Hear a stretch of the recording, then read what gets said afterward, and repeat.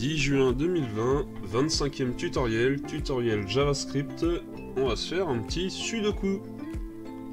Donc le but du sudoku, c'est de remplir, de compléter une grille de... Enfin 9 grilles de 9 cases, soit 81 cases, en sachant que chaque chiffre ne doit apparaître qu'une seule fois dans chaque ligne, chaque chiffre ne doit apparaître qu'une seule fois dans chaque colonne, et chaque chiffre ne doit apparaître qu'une seule fois dans chaque grille. Donc ici, hop, j'ai le tuto fini. Donc je peux sélectionner via un select différents niveaux de difficulté. Si je prends facile par exemple, je clique sur générer une grille, hop, j'ai une grille qui est générée. Et donc, sur chaque ligne ici, il doit y avoir qu'une seule fois le même chiffre. Sur chaque colonne ici, pareil, qu'une seule fois le même chiffre. Et dans chaque grille ici, là, donc il y en a 9 comme ça. On voit avec les bordures qui sont un peu plus grasses. Et bien pareil, il doit y avoir qu'une seule fois le même chiffre. Donc là, si je fais vérifier ma grille, j'ai une alerte qui me dit que je dois remplir toutes les cases pour vérifier ma grille. Normal, sinon c'est trop facile quoi. À chaque fois, je fais ça pour avancer. Non merci. Et donc si je mets par exemple là, on voit qu'il y a quand même pas mal de chiffres. Et si au contraire je mets expert ici, que je fais générer une grille, on voit qu'il y a beaucoup moins de chiffres. Donc bah, on va se faire ça. Hop.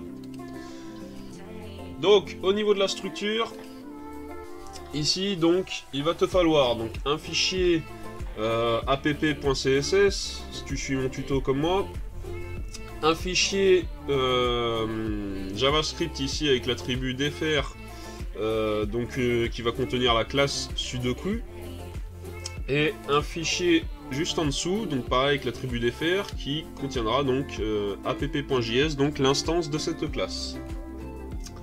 Au niveau du body, tu vas avoir besoin ici de la balise main, parce que ça va être notre conteneur parent. Le header là c'est mon texte ici là, c'est mon titre avec mon texte. Donc il n'y en a pas besoin, enfin tu mets ce que tu veux après. Et donc au niveau du CSS, là j'ai juste un box sizing border box, un background linear gradient, la couleur de fonte blanche, tout le texte est centré dans le body, la font family sans serif, là listing position inside c'est parce que vu que je fais un texte à line center, et bien là c'est pour que les puces suivent ma liste, sinon il resterait là. Et le margin pourrait se passer en haut, sur le côté, à droite et en bas, ok. Donc maintenant on va attaquer donc avec la classe sudoku. Attends, avant tout, on va d'abord faire le HTML. Donc dans ce HTML ici, hop, on va avoir une balise select dont l'ID va être game level. Le name, on n'est pas dans un formulaire, on n'en a pas besoin. Et donc on va rajouter 4 options. Option x 4. Valeur, la première ça va être 43. On va lui mettre selected. Donc ça va être l'option choisie par défaut. Et donc c'est le niveau facile. Ensuite ça va être 51. Mince, je peux plus faire une tabulation là. Donc c'est niveau moyen. Ensuite ça va être 56. Niveau difficile. Et 59. Niveau expert. Donc là, je me souviens plus si c'est les cases qui sont cachées ou les cases... Ouais, si, c'est les cases qui sont cachées, là, les valeurs. C'est pas les cases visibles. Et donc, hop. On va venir là. Et on va se faire un bouton dont l'ID va être generate sudoku. Et donc, ça va être générer une grille. Hop, on vient là, on a ça. Donc on va juste faire un peu de CSS, histoire de commencer le CSS. Donc le select, hop, on va pas passer trop de temps dessus, hein. On met un padding 0,5, une largeur minimale, hop, de 200 pixels, un margin 0 auto, un text align last. Donc là, c'est pour centrer le texte dans le select. Un text align center ne fonctionne pas, donc faut faire un text align last. Hop là. Ensuite, font size 1.2 REM. Je vire l'outline, c'est-à-dire quand on focus le select, je veux pas de bordure bleue autour. Là, je vais virer carrément la bordure grise. Hop. Elle est légère, mais je la vire. Et border radius, j'arrondis ça avec 0,5 REM. Voilà, nickel. Maintenant, on va s'occuper du bouton. Hop. Button, on a dit que c'était Generate Sudoku. Et donc c'est un display flex. Margin de REM auto. Border none. Outline none. Border radius 0.5 REM. Padding 0.5 REM. Curseur pointer. Font size 1.2 REM. Et texte transform uppercase. Ok, j'avais pas d'autocomplétion parce que j'ai oublié le point virgule là.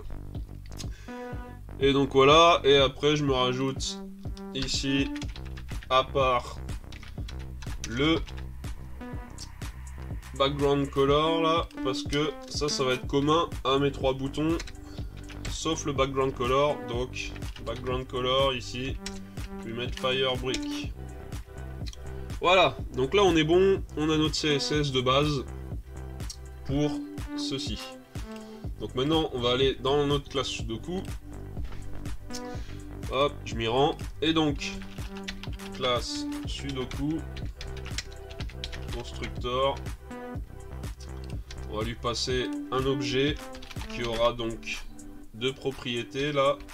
Parent element, commence à être habitué, et generate Sudoku button.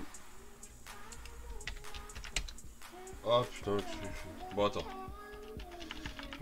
Moi je sais pas pourquoi je l'utilise pas. J'ai mon raccourci là. Donc Sudoku parent element generate button Sudoku. Voilà. Ensuite, je vais initialiser aussi une propriété green numbers qui sera un tableau vide. Donc ça contiendra les numéros qui auront été générés, enfin leur disposition. Là ça contiendra de même ces numéros mais sous forme de string pour chaque row.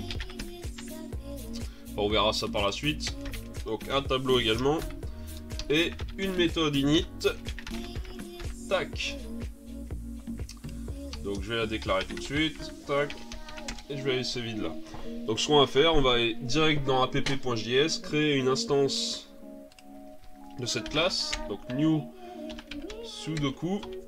On a dit pour lui passer un objet qui contenait parent element. Donc c'est document.body.querySelector main, le parent. Et le generate button Sudoku, c'est document.body.querySelector, un bouton dont l'id est generate Sudoku. Attends. Merde, j'ai mis quoi? Ouais, generate Sudoku.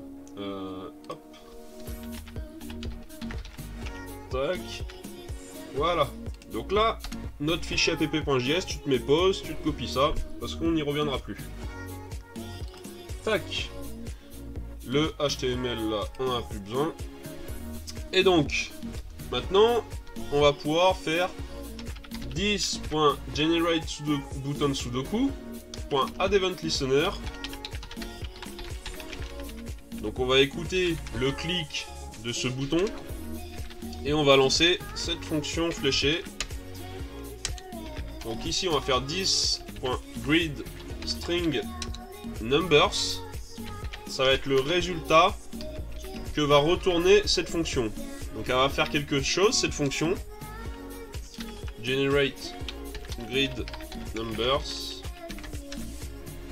Et elle va retourner également donc un résultat. Donc on va commencer avec cette fonction, enfin cette méthode. Hop, le point virgule là. Et donc c'est generate grid number. Donc là, hop, je fais une variable grid string rows qui va contenir en fait 3 tableaux, qui va contenir en fait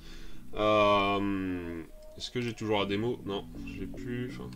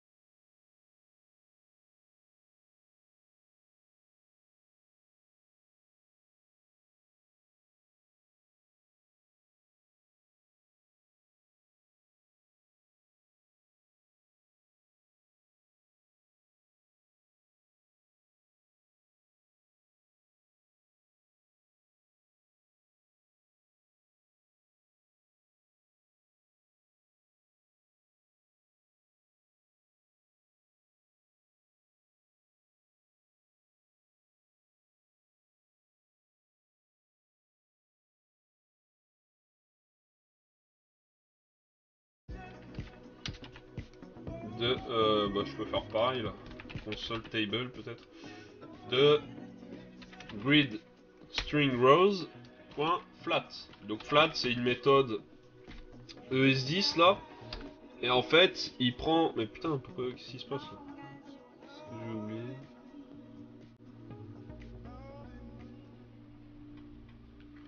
Ah mais je suis en dehors, je suis en dehors de la méthode là.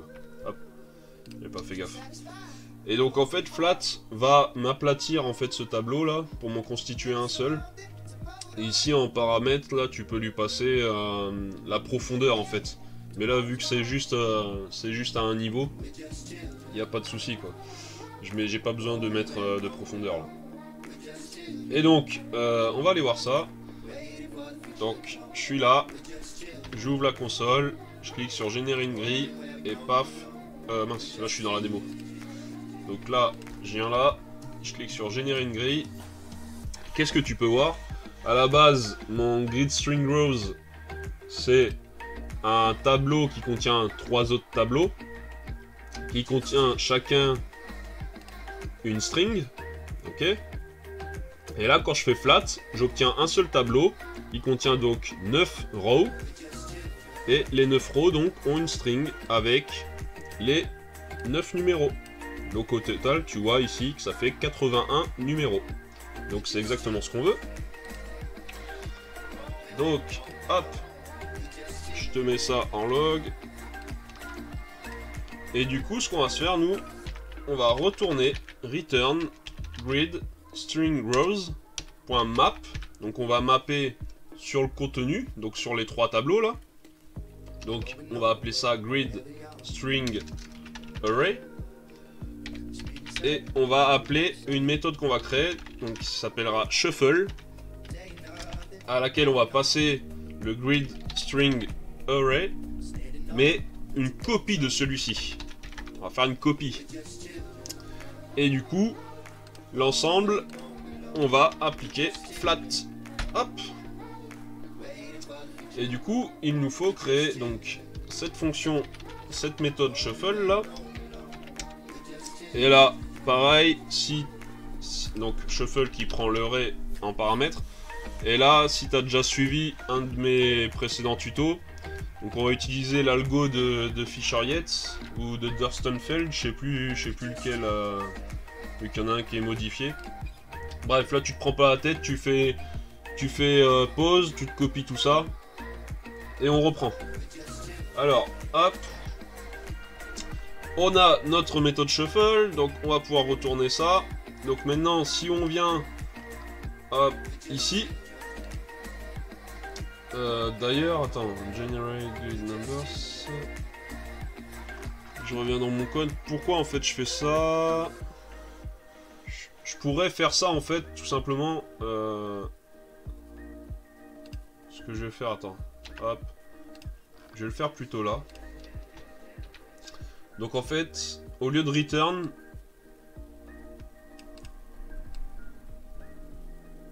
on va dire que this grid string numbers, c'est égal à ça. Au lieu de return, ça m'évite après de faire appel ici, quoi. Donc maintenant, si je viens là, je clique. Et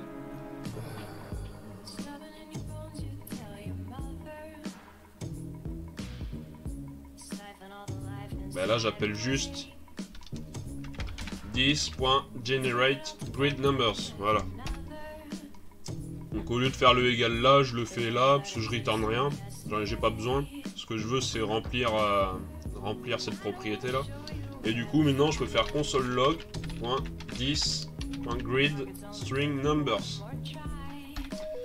Hop, tu viens là.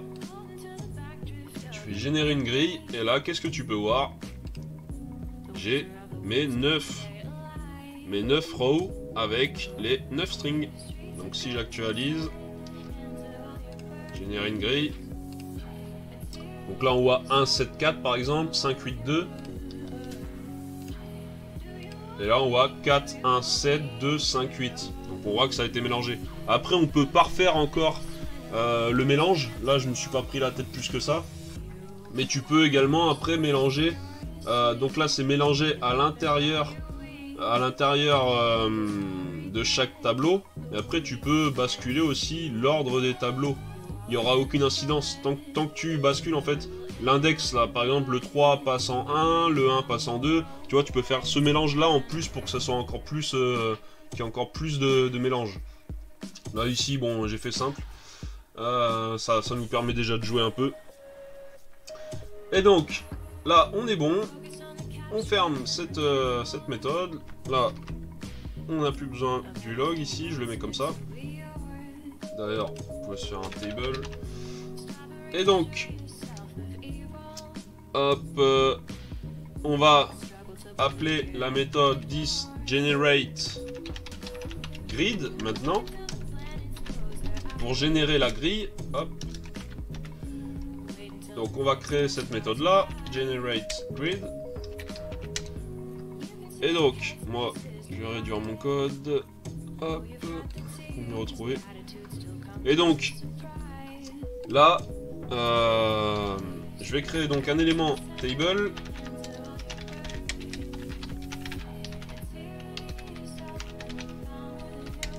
Ensuite, je vais créer un élément TBodyElement.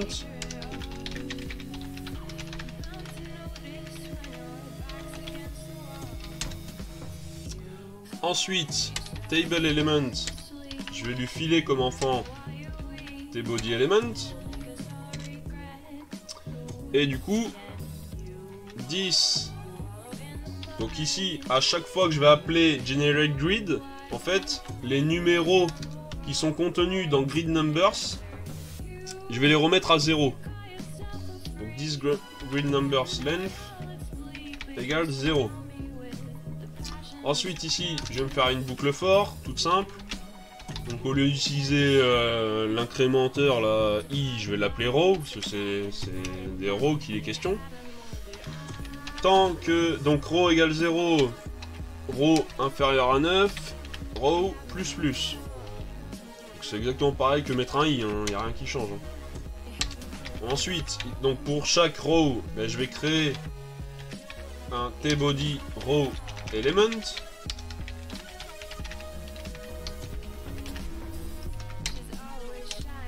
Ce tbody row element, je vais le filer comme enfant à mon tbody element. Donc append shield tbody row element, comme ça c'est déjà fait. Tu peux le faire à la fin comme au début, il n'y a pas de souci.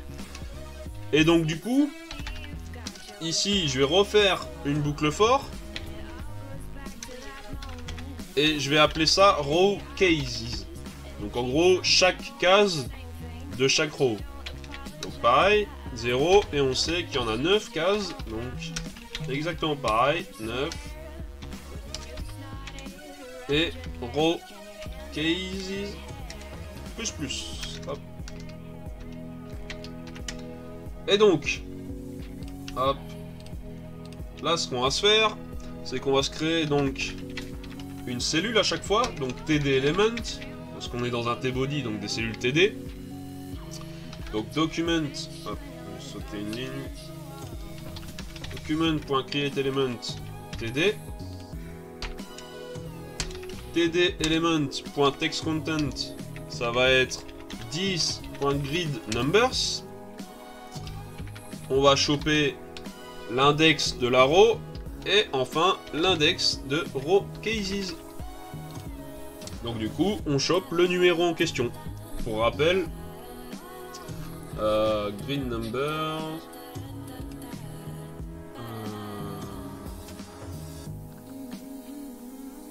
D'ailleurs, qu'est-ce que j'ai fait là?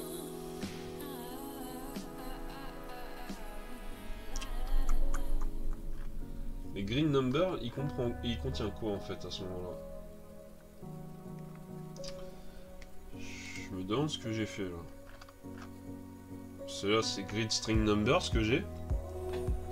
Mais j'ai pas green numbers là pour l'instant.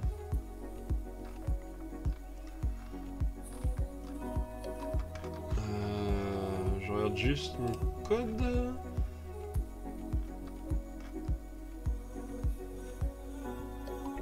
En fait, je sais pas ce qu'il vient faire là, ce green numbers. Enfin, on va voir. Je vais continuer. C'est bizarre là. Je suis en train de me dire, tu vois, moi-même, je suis en train de me dire qu'est-ce que j'ai fait. Je vais continuer mon tuto et je vais faire des logs. Après, je vais voir ce que j'ai fait. Alors, attends, j'en suis où? Donc voilà. Ça, je récupère chaque. Mais non, mais voilà. C'est grid string numbers. Et en fait, attends, je vais chercher dans mon code où est-ce que j'utilise grid number, parce que je suis en train de me dire, mais j'ai créé cette propriété pour rien, là. Ouais, d'accord, ok. Ok, donc c'est par la suite. Donc là, voilà, je me suis induit en erreur. Donc là, ouais, this grid string numbers. Donc du coup, vu que c'est une string, on peut également choper chaque caractère comme un tableau. Hein. Et donc, bah attends, ce que je vais faire... Hop. Je te remets le console table là, ça sera plus simple. Moi-même là, je me suis un peu perdu. Donc, générer une grille. Donc du coup, hop. Merde, putain. Bien comme ça, s'il te plaît. Et donc, hop, je fais ça. Je reviens là, Alt Z, voilà. Donc this grid string numbers, donc là c'est this grid string numbers ce tableau.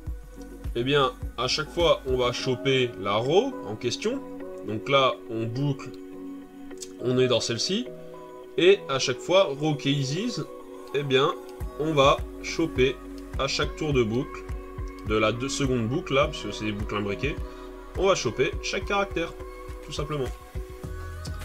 Hop, Je me remets ça comme ça, même je le ferme. Hop là. Et donc, j'en étais où? Donc, chaque TD element, on va lui mettre un content editable à true. Comme ça, on peut modifier le contenu de la cellule, le texte. C'est pas des inputs, hein, c'est le TD, mais en mettant content editable, ça nous fait un peu comme un input, quoi. Et ensuite, tbody element, tbody raw element, autant pour moi, on vient lui filer comme enfant ce td element. Hop là. Et enfin, donc là intervient donc du coup green numbers. This green numbers.push, donc on va pousser dans le tableau qui est ici vide là. Eh bien, on va pousser l'équivalent de ça. Hop. Tac. Donc du coup là, ce tableau lui va pas contenir en fait des strings. Il va pas contenir des strings de nombres, il va vraiment contenir chacun des nombres. Donc il contiendra 81 nombres lui, et non pas 9 strings de 9 caractères. Voilà la nuance. Hop, donc là on est ok. Maintenant on sort donc du coup de la boucle là, ce for là, tac. Et on vient faire 10 .parent element .appendChild table element. Après j'espère que je n'ai pas perdu en ayant fait les... bah attends, au pire... Hop. Je vais plutôt faire ça, parce que moi-même quand je me relis là, je me dis c'est plus clair quand même de voir ça ainsi. Donc table element qui appendChild tbody element. Et voilà, c'est mieux quand même. Donc là, l'élément parent, donc l'élément main, on lui file comme enfant table element, donc notre table qui a été créée là. Ensuite, ce que je vais faire, c'est que je vais lui rajouter un enfant. Donc je vais faire un bouton, const button element égale document.create element button. Button element, on va lui filer comme ID verify grid.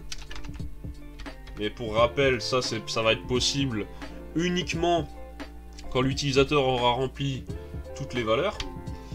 Et donc button element.text content, ça va être vérifier ma grille. Ensuite, ce bouton, on va lui rajouter son écoute, donc écoute sur le clic, une fonction fléchée, et on va appeler une fonction qu'on va appeler thisVerify user values. Hop, tu vas où toi? Reviens là, tac. Et enfin, donc le parent element, donc là la balise main, on va lui dire insère-moi ce nœud. Donc insert before, donc insère-moi ce nœud avant celui-ci, donc insère-moi le nœud button element avant mon autre enfant qui est table element. Hop, nickel.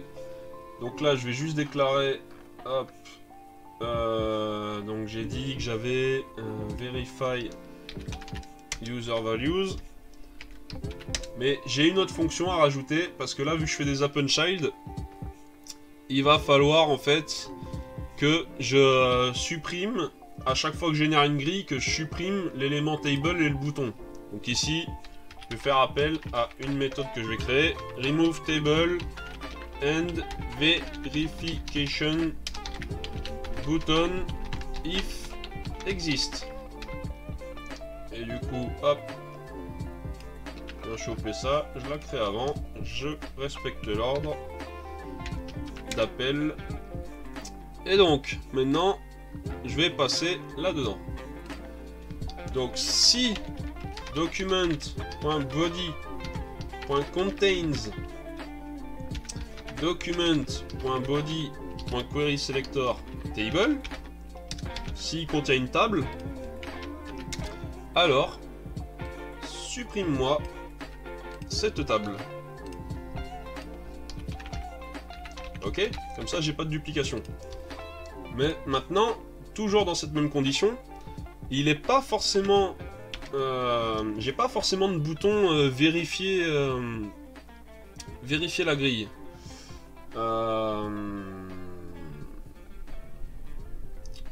Attends. Si je viens voir ma démo,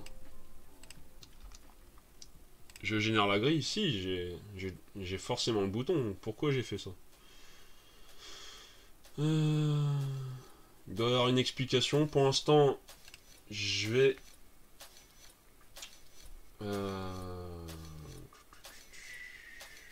Ouais. Je vais mettre E. Document body contains. Il doit y avoir une explication pourquoi j'ai fait ça, mais... Donc là, pour l'instant, je vais le mettre en one line, et au pire, je l'imbriquerai dans la boucle après. Donc, button ID égale verify grid. Voilà. Donc, s'il contient ça et ça, hop, eh bien, alors, supprime-moi ça. J'enlève le if, là. Et supprime-moi ça également. Donc voilà. Hop. Point remove. Donc en gros, ça me supprimera d'office s'il contient une table et un bouton dont l'ID est verify grid. Donc ici, ce bouton là, sur la fonction finie là, enfin le tuto fini. Et bien ça me le supprimera à chaque fois pour pas avoir de duplication. Donc là, on est bon pour remove table et verification button if exist. Donc là, ce que je vais faire, vu que j'ai déclaré verify user values ici, j'aurai pas d'erreur. Donc je viens là, facile. Donc pour l'instant, on gère pas encore. On n'a pas encore géré. Attends, on n'a pas encore géré ça. Generate grid.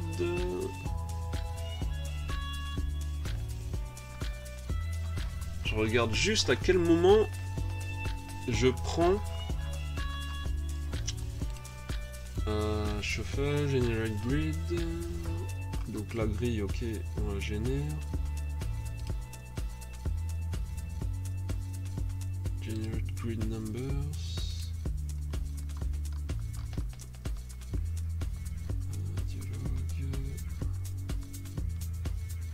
Ok, ouais, c'est quand après je vais faire appel à une fonction qui va prendre en compte en fait la valeur du select. Pour l'instant, c'est pas encore le cas. Et donc là, hop, je fais ça. Je viens là. Générer une grille. Hop. Donc, qu'est-ce que tu peux voir? Ici, tu as les différentes strings. Tu en as 9. Et qu'est-ce qu'on aperçoit ici? On aperçoit ces différentes strings. Donc maintenant, il nous suffit plus qu'à styliser notre table, parce que là, c'est contenu dans une table. C'est juste qu'il n'y a pas de bordure ni rien, mais en soi, c'est contenu dans un élément table. Table, un tbody, des rangées, et pour chaque rangée, on a 9 TD avec un content TD table. Donc là, si je viens là, je peux remplacer. Hop, on voit que ça a changé, 5. Si le 1 ici, je viens le changer, je lui mets 8. On voit, 8 a changé dans le DOM. Nickel. Donc hop, j'actualise. Et on va se faire du coup le CSS. Donc je vais générer une grille. On a ça. On va se styliser le bouton vérifier ma grille et la table. Hop, CSS. On ferme ça. Je reviens dans mon CSS. Donc le select, je l'ai fait. Donc verify grid, déjà, ce que je vais faire ici, vu que c'est commun à tous mes boutons, je vais mettre également verify grid ici. J'oublie pas la petite virgule. Donc du coup déjà, bim, il prend le même aspect. Et du coup, je viens lui donner, hop, je viens choper ce sélecteur là, hop. Et je vais lui donner un background color. Ah, background color. Et donc light steel blue. Il n'y est pas là, light steel blue. Voilà. Donc là, il a le même aspect que dans la démo. Hop, tac. Maintenant, il ne nous reste plus qu'à gérer la table.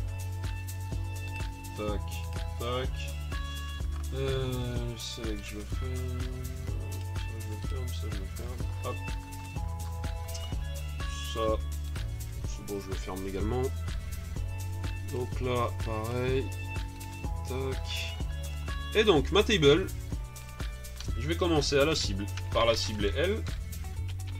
Je lui mets un margin de REM auto, un border collapse, hop, collapse, et une bordure justement de 0.2 REM solide. Et moi, je veux du noir, donc tac. Voilà, donc j'ai la border de ma table. Maintenant, je vais venir sélectionner toutes mes cellules. Width 3 REM, height 3 REM, pas 3 pixels. Voilà, ça commence à avoir la tronche. Ensuite, un padding d'un REM. Hop. Là, on va lui mettre la border, 0.1 REM, donc plus fin, solide. Donc là, on doit le voir apparaître. Et du coup, en noir, s'il te plaît. Voilà. Donc là, on commence à avoir, ça commence à avoir une tronche, quoi. Maintenant, ce qu'on veut... bah attends, déjà... Ouais, je vais le laisser comme ça, je vais pas mettre de... Juste, tu vois, quand je clique là, c'est ça l'outline. Quand je sélectionne ma cellule, j'ai la border là de la cellule qui devient bleue. Et ça, j'en veux pas. Donc, outline, none. Donc du coup, maintenant, quand je clique, aucun souci. La font weight, je l'avais mis en bold, on va la laisser comme ça. Et maintenant, ce qu'on veut, c'est délimiter en fait, ici, le troisième trait. Et pareil pour là. Donc pour ce faire, c'est simple. TD, NTH Child, 3N. Hop. Et on va lui dire ta border right. Border right. 0.2 REM. Donc la même que ici là. Solide. Donc là tu vas avoir déjà en blanc.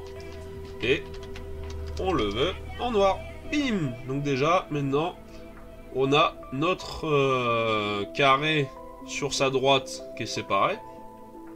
Et il nous faut également sur son bas, sa bordure basse. Donc TD, NTH Child, excuse-moi, là c'est les TR. NTH Child, 3N. Et tu viens choper exactement pareil ici. Sauf que c'est pas sa bordure droite, c'est quoi? C'est sa bordure basse. Border bottom. Et bim! T'obtiens ainsi ton comment dire, ta grille de jeu là. Et moi au niveau du CSS il me reste 3 classes. Au pire on va se les faire tout de suite, c'est pas grave. Donc je vais avoir TD quand j'ai un nombre, après avoir cliqué sur vérifier ma grille, que j'ai tout rempli et que j'ai un nombre qui est inexact, on va lui filer la classe error. Et donc à la cellule. Et du coup, on va colorier le texte en tomato. Et ouais, je vais me rajouter, hop, ici, je vais me rajouter quand même le font weight bold. Hop, ça c'est quand même, ça se verra plus comme ça quand ça sera coloré. Et du coup, ensuite je me rajoute, je vais créer un paragraphe quand l'utilisateur est gagnant. Un paragraphe qui sera dans un élément dialogue. Son font size sera de 2 REM. Et la couleur en light green. Et enfin, dernière classe. Donc c'est pareil. Hop, je vais me faire ça. Je vais me supprimer ça. Et donc c'est un pseudo élément after. Donc le contenu sera donc un emoji qui aura le code 01F973, celui qui fait la fête là. Et donc le font size sera de 3 REM pour cet emoji, histoire qu'il soit un peu plus grand. Et voilà, donc au niveau du CSS, on n'aura absolument plus rien à faire. Ça tient sur 98 lignes ici. Non, j'ai oublié. J'ai 105 lignes moi dans mon truc. Hop, ouais, c'est le bouton de replay. Je vais venir là. Donc, bouton replay. Je le fais déjà, le CSS, voilà quoi. Donc, dont l'ID est replay. Background color. Ah, background color. Je lui ai mis du light slate gray. Hop. Et du coup, je viens le rajouter. Hop. Ici, avec les trucs communs. Les propriétés communes qui sont celles-ci. Et donc là maintenant, si je viens voir. Voilà, 104, c'est que j'ai dû faire un saut de ligne quelque part ou oublier un truc quelque part. Bref, c'est pas grave, on verra ça si jamais il y a un quelconque bug. Enfin, quelconque bug visuel. Mais voilà, donc, hop, on revient au JS qui nous intéresse le plus ici. Et donc, je viens chercher, donc, verify user values. Je viens là, const user values, je vais récupérer donc les valeurs. Donc dans le DOM, document.body.querySelectorAll td. Donc je vais récupérer toutes les valeurs. Je viens mapper dessus. Donc toutes les valeurs, toutes les cellules, je veux dire. Je viens mapper dessus et je vais récupérer la valeur de chaque cellule. Donc td.textContent. Ici, si je fais un console log de user values, et hop, donc je fais générer une grille, je viens là, je fais alors attends, ouais, donc c'est quand je fais vérifier ma grille, je vais vérifier ma grille, et là donc 122, voilà, je viens choper toutes les valeurs de l'utilisateur.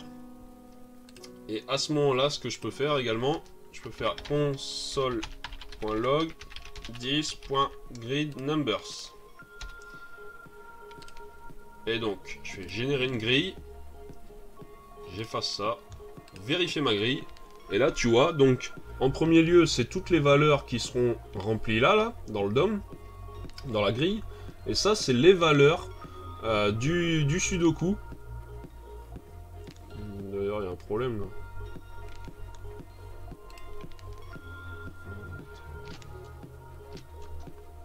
Il y a un problème là, tout est dans. Pourquoi c'est comme ça?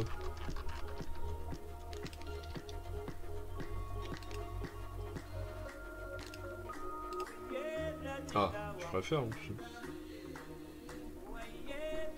Ouais, c'est mieux là, parce que là j'ai l'impression que tout était en 1, 2, 3, 4, 5, 6, 1, 2, 3. Bref. Donc là ils sont identiques, normal, parce que pour l'instant on n'a pas encore caché de valeur de la grille.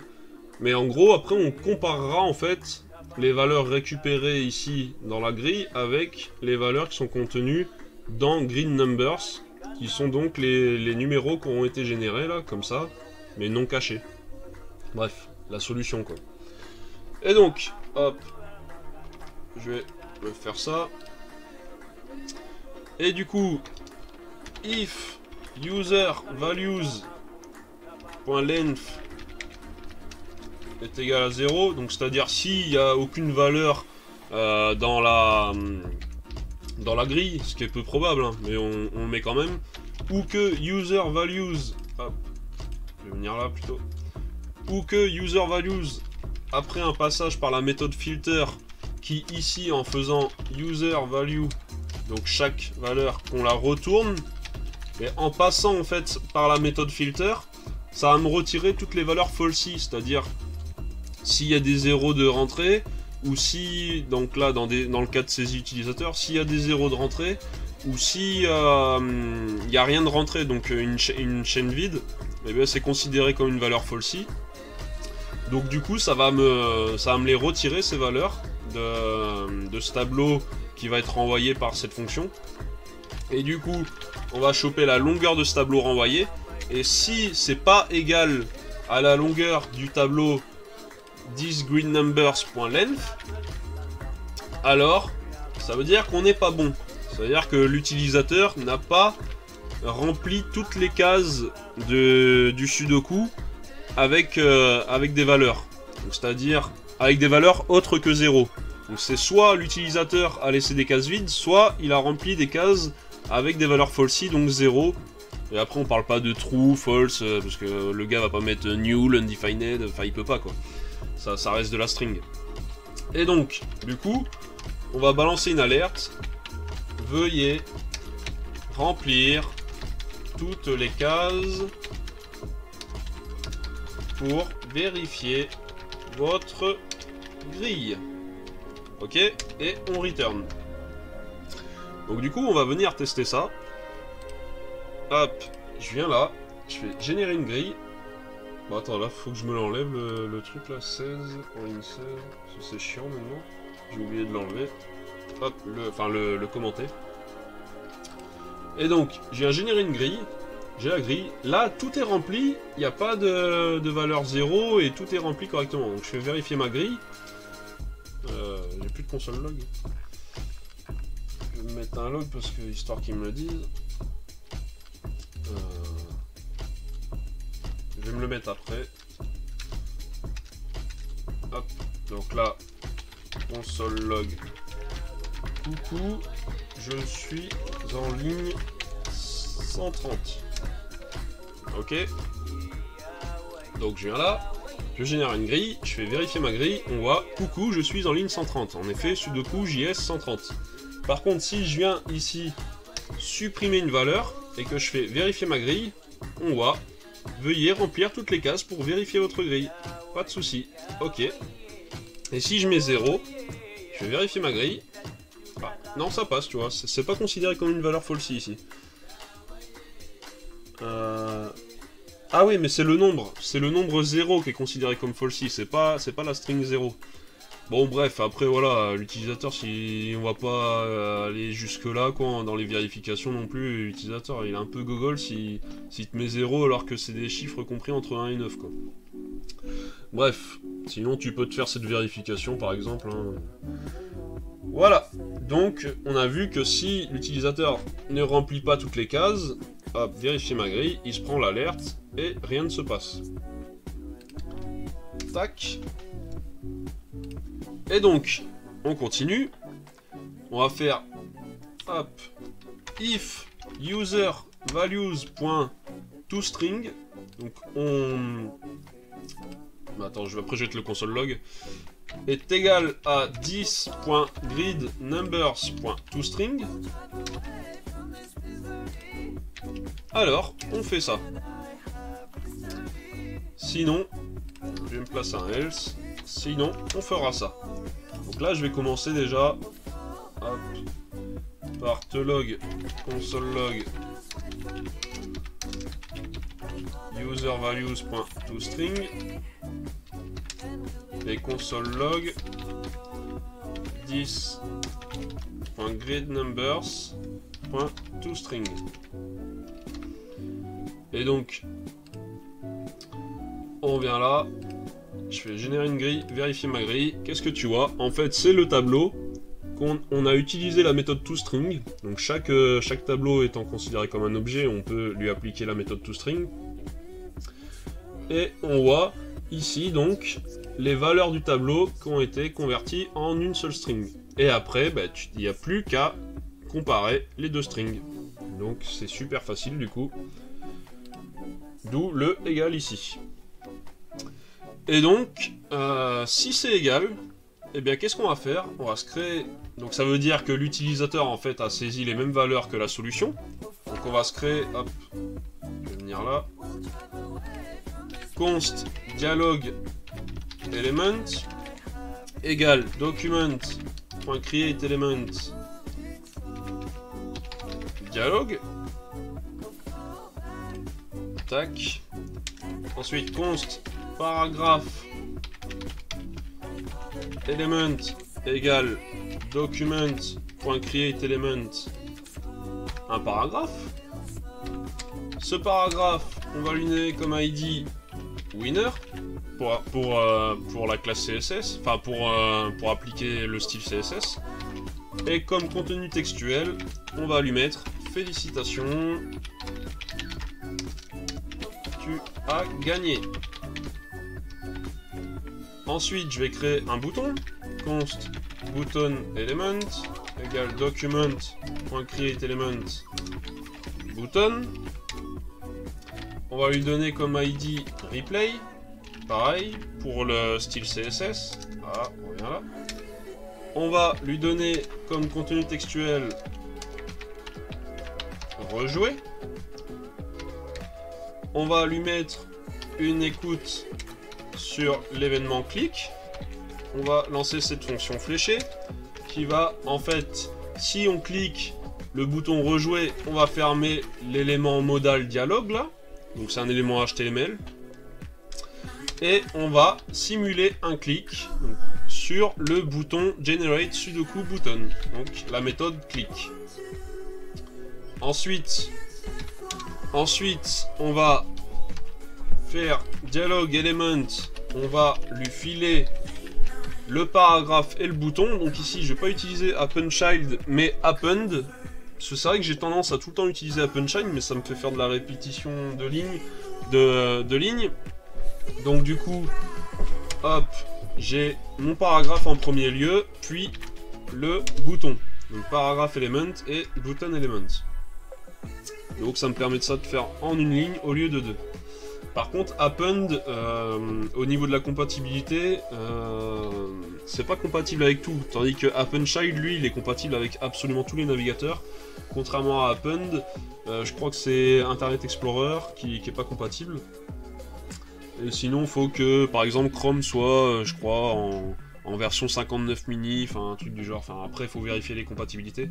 Mais si après, tu t'en fiches d'être compatible avec Internet Explorer, là, pour les ancêtres, eh bien, tu utilises append. Enfin, dans tous les... Tu utilises append quand tu as plusieurs éléments, en fait, à filer, quoi. Et donc, là, on est bon. Ensuite, je fais 10.parentElement. Je vais lui filer mon élément dialogue. Donc ici, je vais utiliser append_child par contre, parce que j'en ai qu'un à filer. Et là, en fait, il te faut vérifier justement la compatibilité navigateur. J'ai envie de te dire, bah, je le mets pour le fun, mais j'ai envie de te dire déjà avec le append et puis avec plusieurs autres fonctions là qui sont peut-être pas compatibles avec Internet Explorer, j'ai pas fait gaffe. Disons que je le teste jamais dessus. Mais sinon on va le mettre pour le fun, à titre d'info. Donc il faut faire un type_of dialogue element .showModal, donc la fonction, la méthode showModal. Si c'est pas une fonction, son type, eh bien on va alerte ici félicitations, tu as gagné, parce qu'en fait il ne verra pas l'utilisateur notre boîte modale. Donc du coup on va quand même lui afficher un message. Et ce qu'on va faire un window.location.reload false. Donc on n'utilise pas le cache là. On va pas, je veux dire, on va pas mettre à jour le cache, effacer le cache là. Et enfin je m'embrouille. Et du coup en fait là on va rafraîchir la page carrément, on va pas simuler un clic, enfin on rafraîchit la page carrément. Le mec il a IE, donc voilà, en même temps faut pas utiliser ce navigateur. Hein. Tac, on return.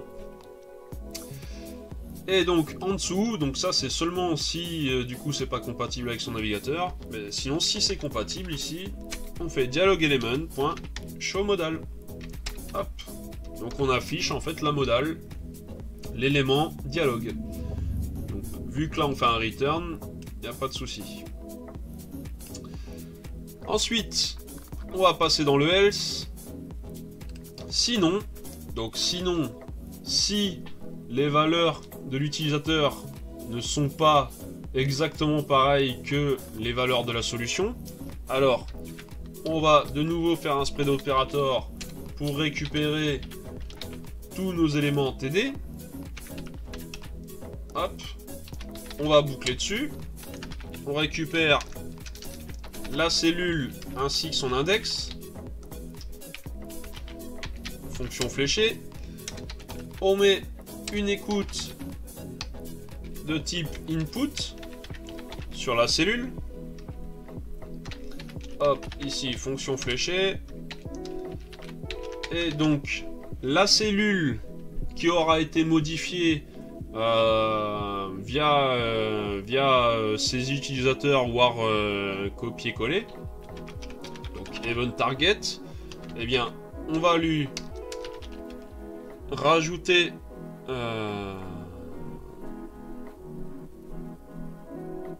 non, on va lui enlever, autant pour moi, on va lui enlever. Donc attends, c'est qu'il faut que je le fasse en dessous en fait.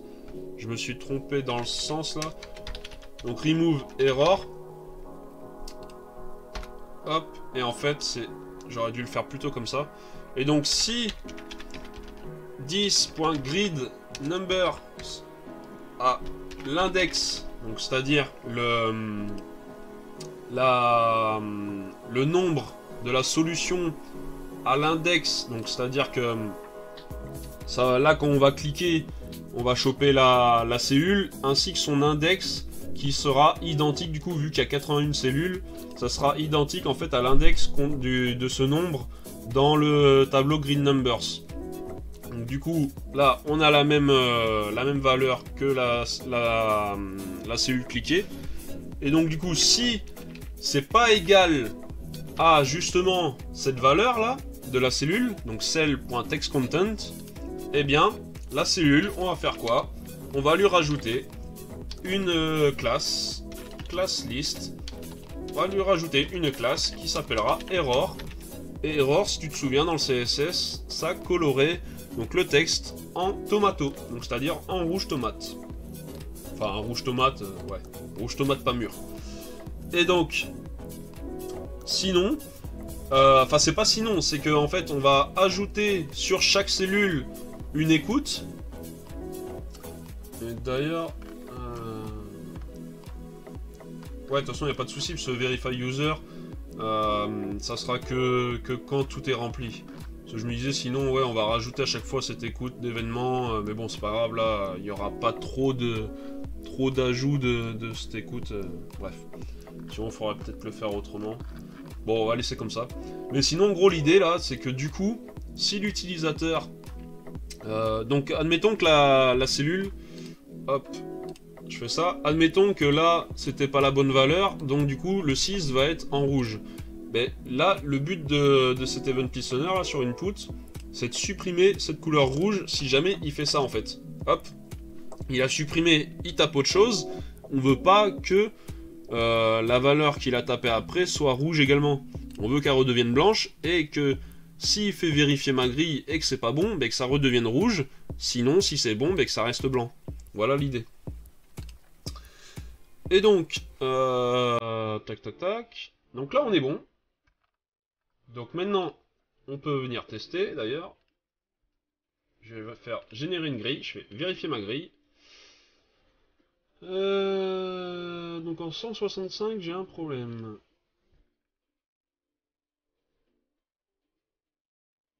Donc là-dessus, j'ai un problème. TD for each.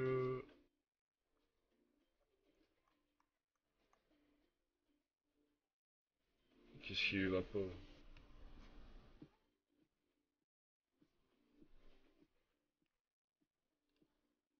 Qu'est-ce qui lui va pas là-dessus? Document.body.querySelector. Donc j'ai mon spread operator. Je sélectionne. Ah, mais oui. Query Selector all, autant pour moi. Hop. Tac. Donc, générer une grille. Vérifier ma grille. Ouais, pourtant c'est identique. Là, il devrait me claquer mon dialogue.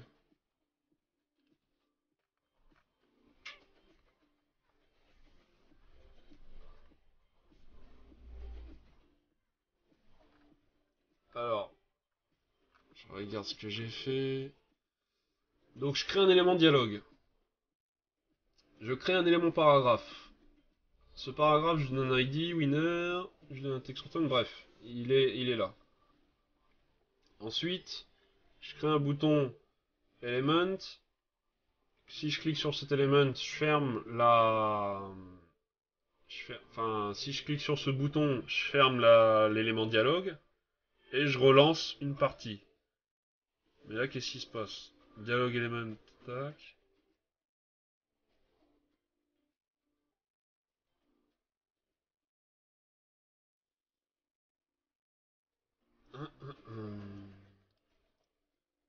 Donc si je viens dans le code là, on voit que j'ai pas mon élément dialogue. Donc, il n'a pas été...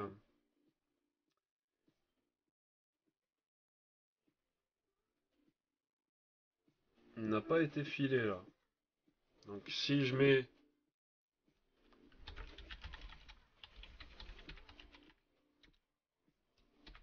Si je viens là par exemple... Générer une grille, vérifier ma grille. 130, 131, j'arrive pas jusque là. 130, 131. Et en fait, je rentre pas là-dedans en fait là. Ah mais putain, mais regarde.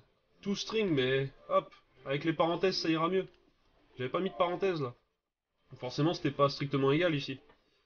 Ouh, donc, générer une grille, vérifier ma grille, boum, l'élément dialogue qui apparaît. Ici, bah, du coup, voilà, j'ai mis mon élément dialogue. Hein. Donc là, il est open. Et du coup, hop, tu cliques partout, il se passe rien. Hein. Après, c'est à toi d'implémenter, de rajouter si tu veux une petite croix ici, là, pour fermer. Moi, du coup, j'ai mis un bouton rejouer. Et quand je vais cliquer sur rejouer, ça va me fermer donc mon élément dialogue ici. Parce que ça va me faire la méthode close de cet élément dialogue. Et du coup, ça va me simuler un clic comme si j'avais cliqué sur générer une grille. Donc du coup, ça va me renouveler le tout. Et vu que on fait une suppression avec remove table and verification button if exist, eh bien, on va avoir un nouveau bouton vérifier, vérifier ma grille et une nouvelle grille. On va pas avoir une duplication. Donc on fait ça tout de suite, rejouer. Et je me suis craqué, ça fonctionne pas. Alors, génial, j'adore. Refaire, vérifier ma grille, rejouer. Ah mais si, mais oh là là, moi je suis perché. Donc là c'est 4, 5, 6, 7, 8, 9, 1, 2, 3 par exemple. Vérifier ma grille. Voilà, 1, 2, 3, si, ça change. C'est parce que là j'étais perturbé vu que en plus j'ai tous les nombres encore, on n'a pas encore caché. Mais voilà, là c'est fonctionnel, pas de souci. Donc on va s'enlever, enfin on se commente ça. On se commente. Voilà, ça je n'ai pas besoin d'ailleurs.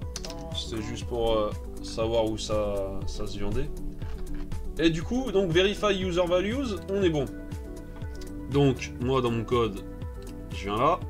Et donc il va me rester une dernière fonction ici qu'il va falloir lancer. Hop, là, je ferme ça. Qu'il va falloir lancer ici. Ça va être 10.hide random grid cases. Tac. Hop. Donc on vient créer cette méthode. Donc elle, qui, comme son nom l'indique, elle va cacher des cases aléatoirement dans notre grille. Donc là je fais ça. On voit toutes. Là il n'y a strictement aucun sens parce que si je fais vérifier ma grille, j'ai gagné. C'est pas le but, nous on veut que l'utilisateur y joue. Donc pour cela, il va falloir cacher aléatoirement des grilles.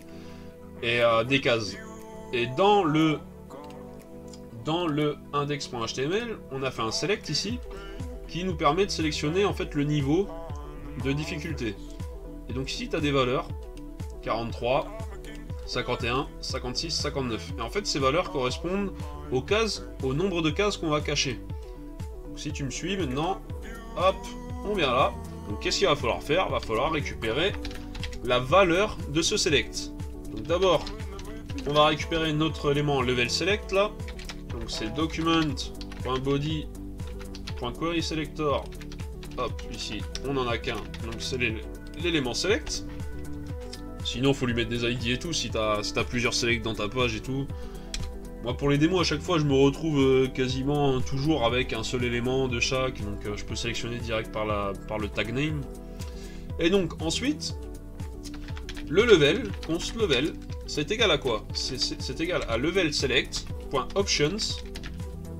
On vient sélectionner l'option qui a été sélectionnée, donc selected index, et on veut quoi? On veut sa valeur. Donc sa valeur qui est contenue dans chacune des options. Ok? Pourquoi je fais ça? Tac. Et donc maintenant, si je fais console log level, tac, tac, je fais générer une grille, on voit 43. Donc ça c'est la valeur de facile. Je viens là, moyen, générer une grille 51. Je viens là, difficile, générer une grille 56. Et expert, générer une grille 59. Là pour l'instant on voit, rien ne change. Normal, on n'a pas encore codé, mais là c'est le nombre de cases à cacher, en fonction du level. Et donc, maintenant, on va venir sélectionner donc const grid cases. En plus ça... Ouais, non. Si, je pourrais le stocker en fait dans une propriété de l'objet là pour pas avoir à l'appeler plusieurs fois. Bon après, à toi d'avoir l'esprit critique et d'améliorer ce code. Mais je pourrais très bien stocker ça dans une propriété de l'objet pour pas avoir à chaque fois à faire cet appel là, ce query selector all. Et donc j'ai mes cases. Et donc là, je veux déjà mélanger ces cases, donc shuffled cases to hide, c'est égal à la méthode shuffle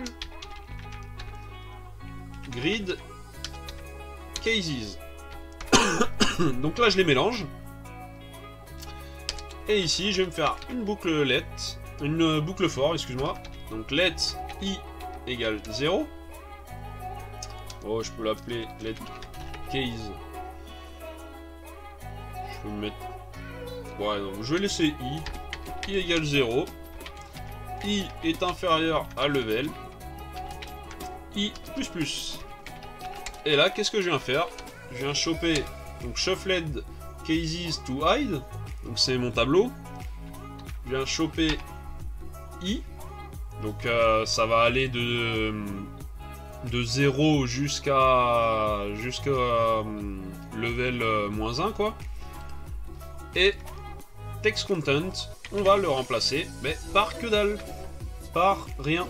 Et donc pour rappel ici, si tu te souviens, dans verify user values, on a fait une fonction filter qui enlève les valeurs falsy dont fait partie les strings vides. Donc du coup on pourra plus vérifier les valeurs si l'utilisateur n'a pas rempli ces cases qu'on va effacer. Et donc maintenant, tac, on vient ici, et là, comme par magie, je fais facile, générer une grille, et boum. Donc là, pour rappel, donc j'ai 43 cases qui ont été effacées là. Moyen, j'ai 51 cases, je crois, hop, qui sont effacées. Difficile, j'ai 56 cases effacées. Et expert, j'ai 59 cases effacées. Et là, si je veux faire vérifier ma grille, boum, je me prends vérifier toutes les cases pour vérifier votre grille. C'est parfaitement fonctionnel. Et donc maintenant, là il est fini là le jeu.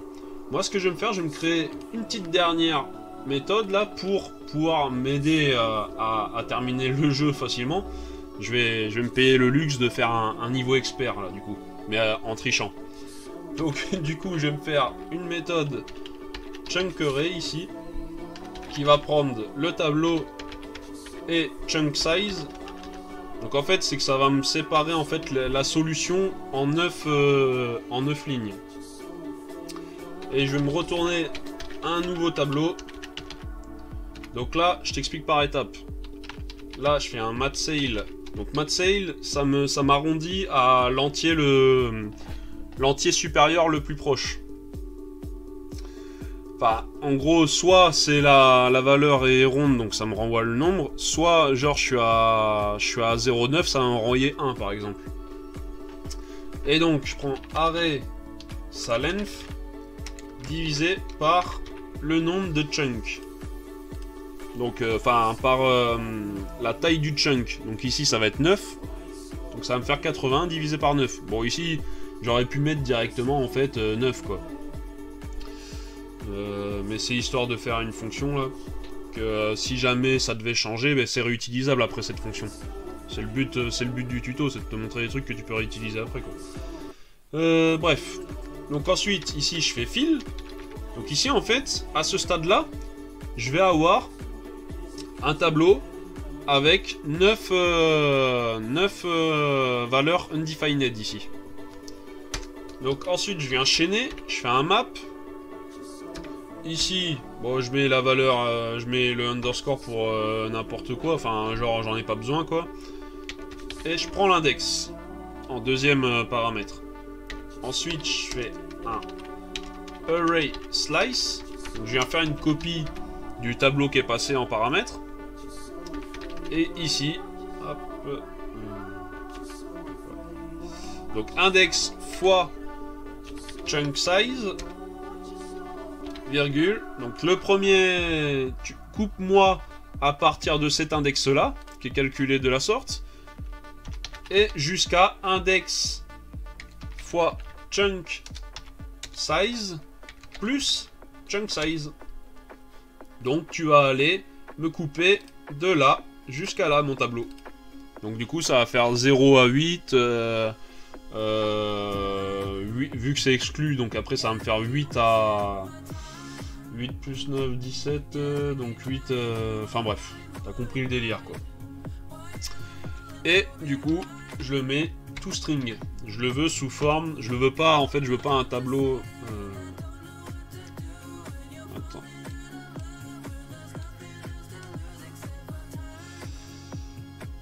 Une, deux, ça ferme là.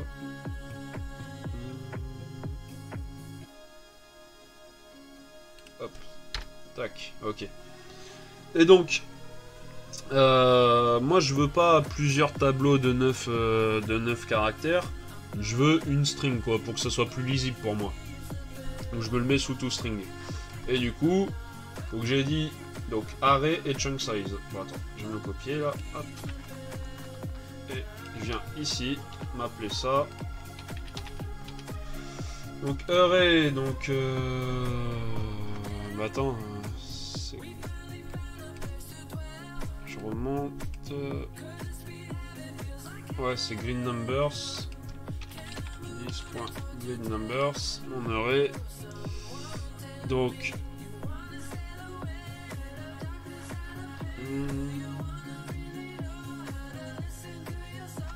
Je vais faire un slice. Je suis pas sûr que ça soit utile. Vu que je fais un slice en bas là. Je vais le mettre dans le doute. Au pire, ça me fera une copie de trop, c'est pas grave. Et la chunk size, donc c'est 9 parce que je veux 9 par rangée. Et donc, ici, ce que je veux, c'est un console log de ça. Donc, la solution est... Tac. Voilà. Donc maintenant, là, mon code est complètement... Enfin, il est complet, quoi. Donc, j'espère que tu as suivi, que tu as mis sur pause, hein, à chaque fois, sinon tu reviens en arrière. Hop, je me réduis tout. Je me réduis ça. Je me réduis ça. Je me réduis tout. Ma classe est bonne. Je me réduis ça, on est bon. Je me réduis ça. Je me réduis ça, je me réduis ça. Je me réduis ça, je me réduis ça, je me réduis ça. Et voilà, donc là je fais tout ça, c'est dans le sens que ça doit fonctionner du premier coup maintenant. Faut pas que ça merde quoi. Et donc, je me mets un level expert, générer une grille, la solution est, et voilà. Donc j'ai mes 9 strings, et donc là, oh, je suis trop fort, je vais réussir ça du premier coup. 8, 9, quoique je vais laisser une erreur, pour qu'on voit le cas de l'erreur. 4, 5, 6, Après c'est 1, 2, 3, 4, 5, 6. Après, bon voilà, j'ai pas fait un mélange de fou furieux. Donc c'est pas non plus un level de malade. Parce qu'il aurait fallu mélanger ensuite en plus disons qu'il est perfectible en termes de... En termes de difficulté. 9, 7, 2, 3, 1. Ici, c'est 8, 9, 7, 2, 3, 1, 5, 6, 4, 2, 3, 1. J'en suis à la donc, 6ème ligne, donc index 5. Donc 2, 3, 1, 5, 6, 4, 8, 9, 7. Donc là maintenant j'en suis à la 7ème ligne, index 6, 3, 1, 2, 6, 4, 5, 9, 7, 8, 9, 7, 8, 3, 1, 2, 6, 4, 5, et enfin 6, 4, 5, 9, 7, 8, et 3, 1. Ben, ouais. Je vais mettre 3, 1, 3, alors que c'est 3, 1, 2. Hein. Je vais vérifier ma grille, et là on voit que le 3 est coloré. Si je viens ici changer le 6 par un 1 ou un 4, je vais vérifier ma grille, le 4 est coloré. Donc là je vois ça, logiquement je me dis attends, 1, 2, 3, 4, 5, il manque le 6. Je mets le 6, paf, je vais vérifier ma grille, et il est plus coloré, c'est bon. Et ici pareil, 1, et il manque le 2, donc je fais 2, je vais vérifier ma grille, et boum, félicitations, tu as gagné, trop fort, le gars il a fait un expert en quoi en même pas 2 minutes. Trop fort le type. Je fais rejouer. Et hop, je suis reparti sur une nouvelle grille là. Une nouvelle grille expert. Et si là, bon, je me dis, ah, je suis fatigué, je vais faire un facile. Hop, génère une grille. Et puis voilà. Donc là, j'ai la solution, mais ça, on va le supprimer. Hein. Mais voilà. Comment faire un Sudoku. Donc, bah non, je vais pas le supprimer. De toute façon, le tuto est fini. Donc voilà, j'espère que ce tuto t'aura aidé encore une nouvelle fois. Et maintenant, je te dis à la prochaine, donc je sais pas quand, pour le 26e tutoriel. Allez, tchuss!